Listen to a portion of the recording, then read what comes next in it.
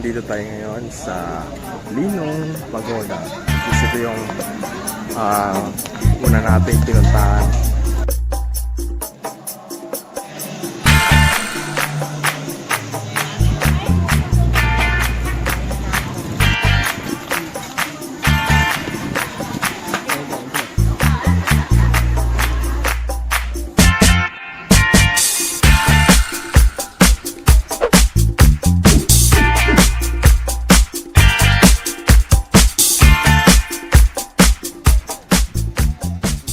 Dito tayo ngayon sa Linong Pagoda.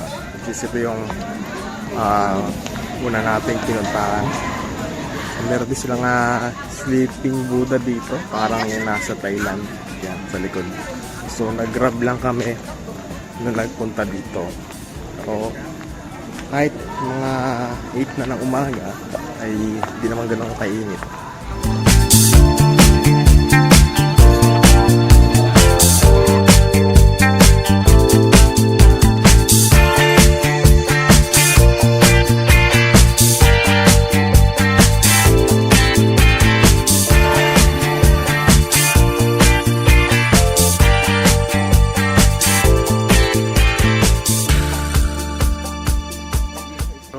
Ito na yung statue ni Buddha.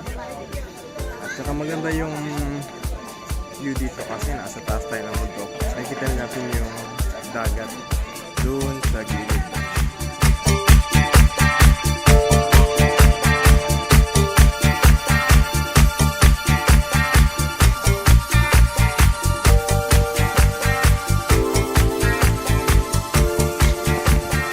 Dami palang onggoy dito. Meron pa puno. Dito yung pasok sa loob ng Buddha na nakatayo.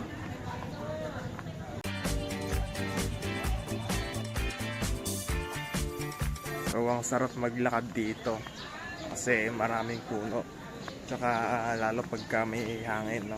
Ayun, medyo humahangin. So dito na yung sinasabi ko kanina, no? Yung dagat. So ito na siya.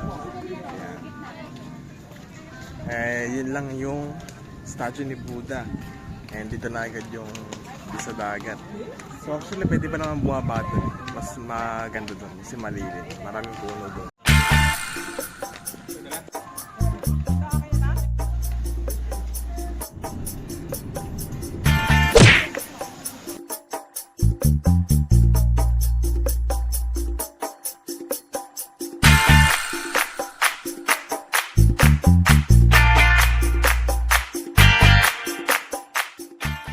Dito tayo ngayon sa Marble Mountain.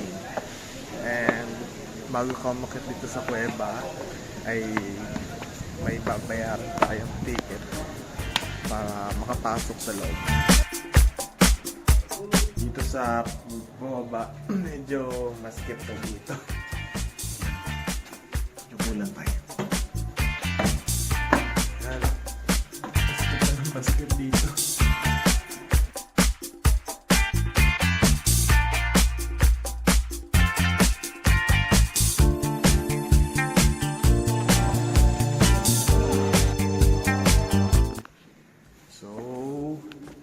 Dito tayo ngayon. Napakataas to. So I think alis na tayo.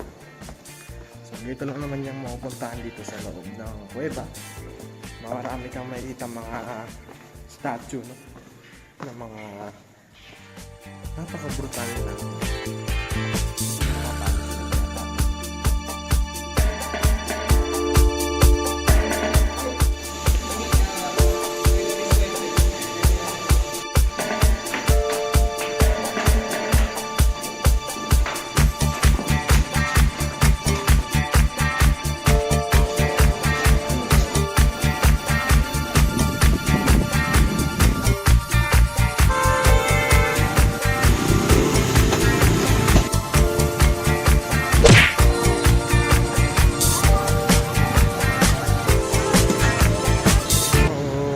sa market.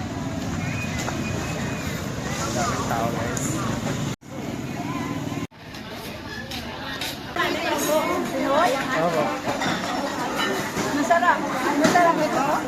halo-halo, gano'n. Masarap siya ito. May kabayan. Marami talaga mga Pilipino ngayon dito sa daanan. Kahit saan tayo nagpunta kanina. Kayo dito? Kahapon lang po.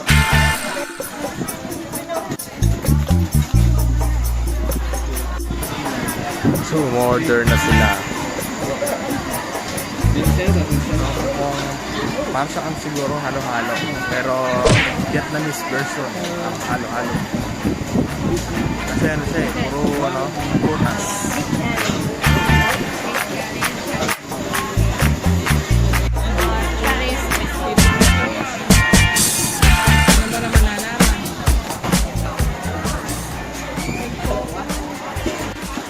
Tikman na natin.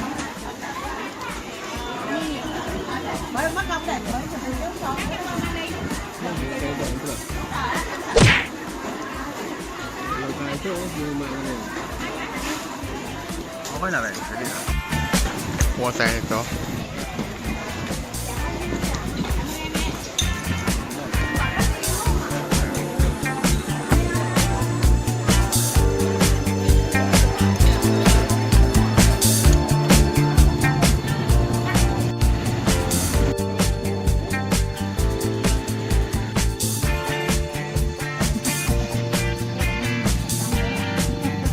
Halo-halo.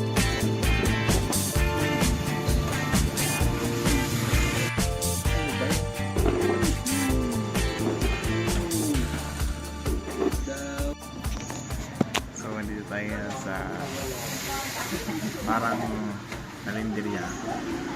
So, Ganyan, marami. random ang in-order namin. Ang dami nilang serving. So, ito na. Parang. Okay. Ayan.